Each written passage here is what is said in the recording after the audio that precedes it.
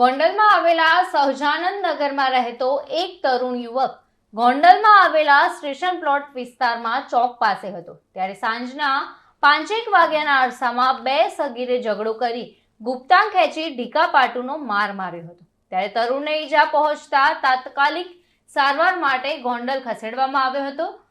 તરુણની તબિયત નાજુક જણાતા વધુ સારવાર માટે રાજકોટ સિવિલ હોસ્પિટલ દાખલ કરવામાં આવ્યો હતો। આ અંગે રાજકોટ સિવિલ હોસ્પિટલ પોલીસ ચોકીના સ્ટાફે ગોંડલ બી ડિવિઝન પોલીસને જાણ કરતા ગોંડલ બી ડિવિઝન પોલીસ મથકનો સ્ટાફ તાત્કાલિક રાજકોટ સિવિલ હોસ્પિટલ ખાતે આવ્યો હતો।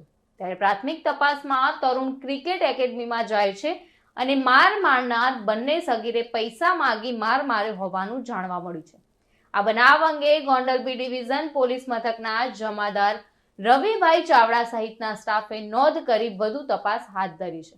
યુવક ઉપર હિચકારી હુમલાને લઈ ભાજપના હોદ્દેદારો અગ્રણીઓ સહિતના લોકોએ તથા પાટીદાર સમાજની મહિલાઓ સહિતના લોકોએ ડેપ્યુટી કલેક્ટરને આવેદન પાઠવ્યું હતું। આરોપી ગુનાહિત ઇતિહાસ ધરાવતા હોવાથી કડક કાર્યવાહી કરવાની અગ્રણીઓની માંગ ઉઠી હતી।